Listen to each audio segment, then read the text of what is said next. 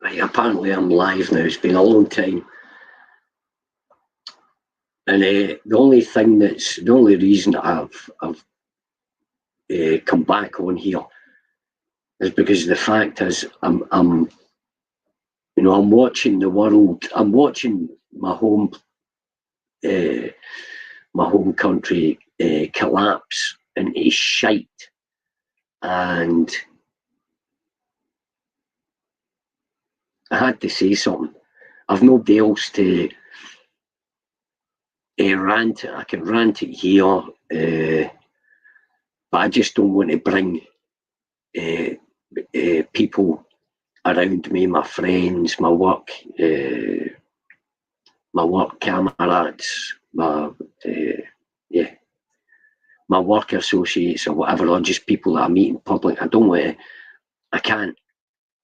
So it's like the only way I'm going to kind of be able to express this is if I do this live. I've been meaning to go. I'm just getting angrier and angrier about what's going on in Britain.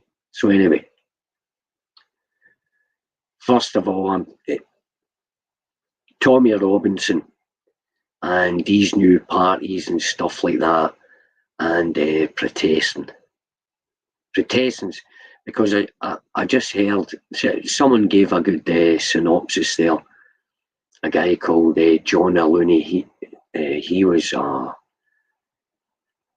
of the funeral directors that first exposed that they were pulling out certain things out about people's veins and stuff like that after that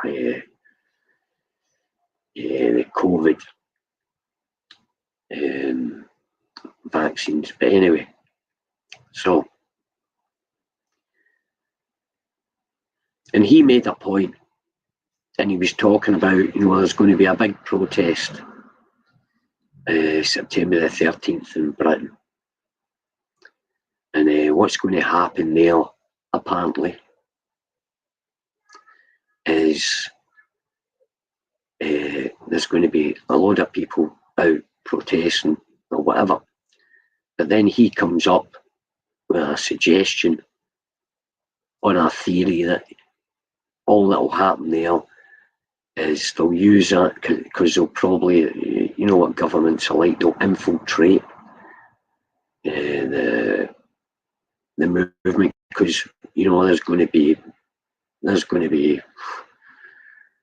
hundreds of thousands of people, and I wouldn't be surprised if it might even rain, because now we know they've come out and admitted that they manipulate the weather. They're doing it now, and they've been doing it. They've just said that they're doing it now. The reason they're doing it now is because they did experiments before, so they've been doing it before. So anyway, but that's a by the by. So anyway, so there's going to be this huge big protest, and I've always said protesting is a waste of fucking time, because nothing happens. Nothing ever happens.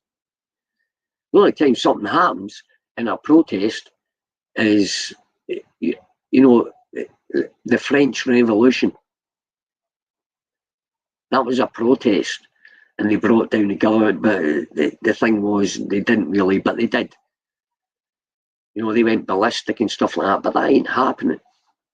We're not peasants or whatever, and we're not, what do you call it? We're not, I'm trying to be nice about this, we're not from fucking sub-Saharan Africa.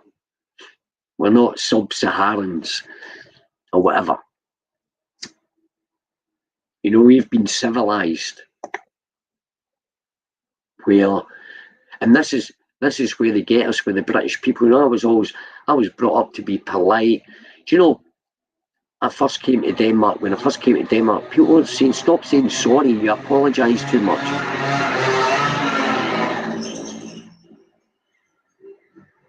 One second, there's some kids popping wheelies outside the house on their little scooters, man.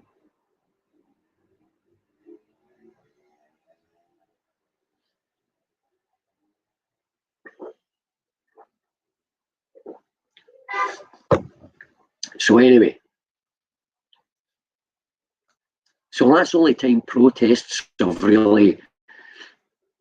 worked or whatever. So this guy's saying, what he's basically saying is, oh, they'll probably bring in new laws and stuff like that. And then what are you going to do? Have another protest? Nothing happens. That's what I'm saying. So now, the point I was making, now, that's why I don't agree with it, because it's going to solve nothing. The government's not listening. You know, how many, you know, it's like, it's almost like that saying that, you know, why,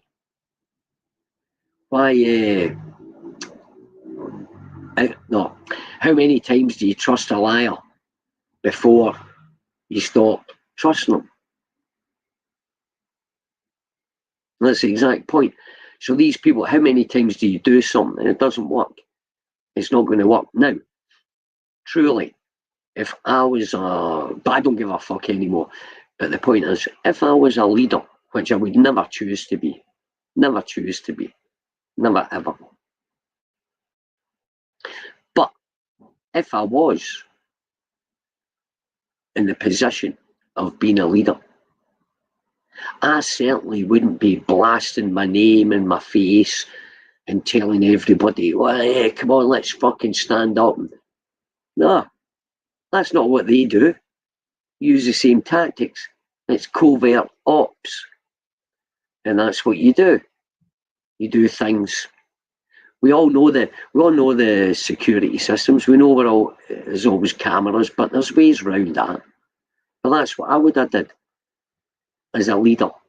Like, for example, these people complain about these illegal immigrants and stuff like that, right?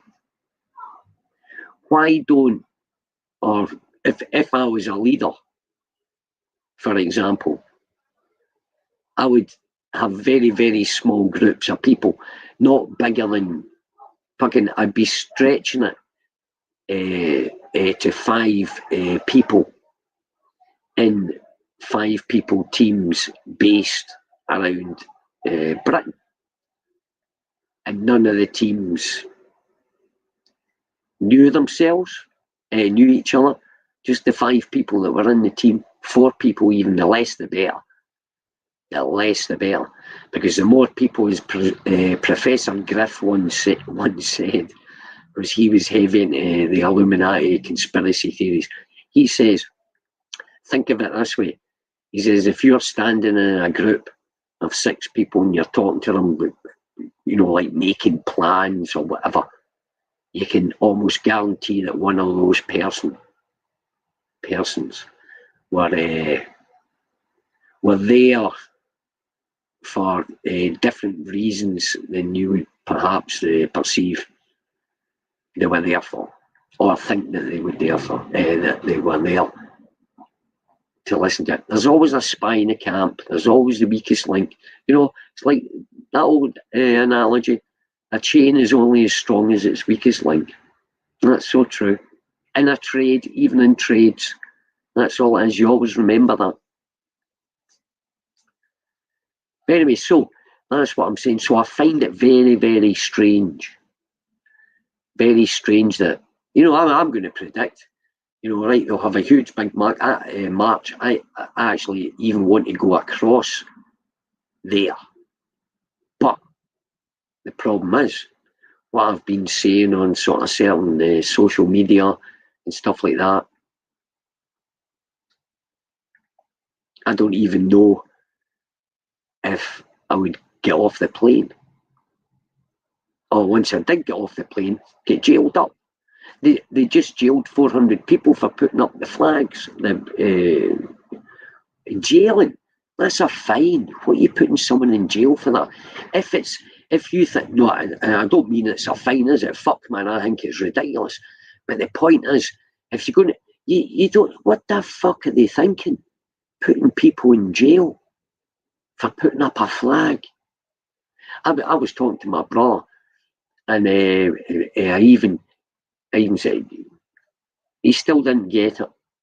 He didn't understand it. That's what I'm saying. it's like what you're doing when you're talking about things like this, and you're filling in people, and you give them all the information, all the facts about it, how that's connected to that, which means that. So therefore, this is what they don't have. It's because we've had the education. Our kids are getting brainwashed, indoctrinated to put trust, like subconscious trust. Think about this, right? So you hear, excuse me, newspaper report: homeless man stabs a father of four. Gets into argument, stabs a father of four. Right, it's, oh, that's terrible. Oh, jeez, that's a shame. Oh, God help his family. But when you hear, for example, well, you judge it, a doctor stabbed a father of four. It's different.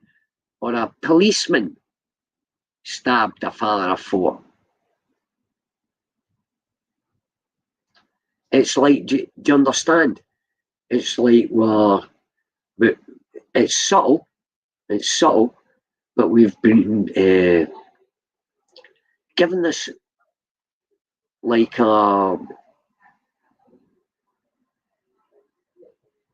it's even hard to explain. It's more of a feeling. It's like deep within us. It's like a subconscious command, but it's a subconscious vision of what these people are. Get what I'm saying? You're like, oh, but he's just a person. He's the same as the homeless guy. The only difference between him and the homeless the other guy's homeless. I've met really intelligent people that are homeless. Many intelligent people that are homeless. And now, going to finish. There's a guy called Nicholas J. Fuentes on rumble.com. And this guy's talking about certain things, how, it should be Scotland first, England first, Wales first. You should be proud of your nation, your nationality, not Britain, because it's homogenous. It's not, I'm Scottish. I've got neighbours that are English. Scotland and England were neighbours. The Welsh and the Irish. I just wish Ireland was, because Ireland's one country, should never be split in two. And that's discussion. And it's allegiance to the king. What's the fucking king doing now? And you've still got these guys marching for it. And that tells me something. That tells you. And then what you learn about that IRA and the UDA and all that, they were all Jerry McGuinness. What's the other cunt? Ian Paisley, but the other one, not Jerry Adams. Yeah, Jerry Adams, man. They were all talking every week. They were discussing what was good during that war, where all the kids were, people were getting killed and stuff like that. That's separation. It was a fucking psyop. It was a fucking psyop, man. They were all working together. The IRA, the UDA, Paisley, all the cunts, man. And they used, like a certain group of people are using Muslims as to ruin Britain and destroy Europe, actually. And that's what it's about. You've got to understand. But see, there's no point in this, because if even me talking, people, if you don't get the implications, if you don't care out, all I care about, look, I'm 60, I don't give a shit. Not now, because what have I got? 10, 15 years, maybe max, or whatever. Maybe tomorrow, but it doesn't matter. To me, I lived a life, I had a great life. I had more freedoms then and enjoyed them. And I'm still as free as, most of it, I'm still as free as what I was when I was there, because I was always free in the mind. Even as a young kid, man. I'm Scottish, man. We had a group of people which were called the English government suppressing us. We were the poorest oil producing country, man. I lived poor. My parents, my father was a crane driver. My mother didn't work. She was at home, and then in the 80s she got a job. But that was fine. But see, when I look at it and think, wait a minute, we had oil. We had tourism. We had oil, man. We were the poorest oil producing country in the world, man. Forget about England. England didn't know. It was Scotland, man. We had their own wars, but we just didn't have a government. They stole off us for all those fucking years, man. And that's what makes me passionate. See, I've been like this from a kid. I'm a Scottish nationalist. And when I seen that lassie with the, come on, you fucking country, man, I felt a bit of pride there. But I'm a bit pissed off with the Scottish men. This should have been done. Protesting doesn't work. Covert ops. If I was a leader, that would be the way to do it. Anyway, I have to say, I'm off skate. Thank you.